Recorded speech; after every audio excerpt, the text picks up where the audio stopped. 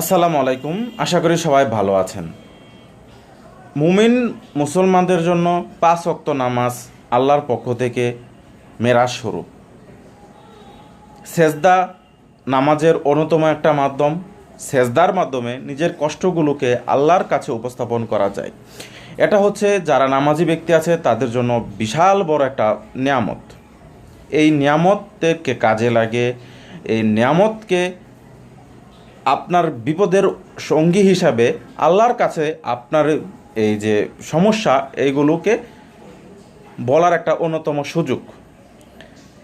সেজদার মাধ্যমে আল্লাহর নৈকট্য অবলম্বন করা যায় এবং দোয়া সেই সময় করলে সবচেয়ে বেশি পরিমাণে আল্লাহর গ্রহণযোগ্য হয় বলে বিবেচনা করা হয়। কারণ যখন বান্দা সেজদা অবলম্বন করে তখন আল্লাহর খুব নৈকট্য এবং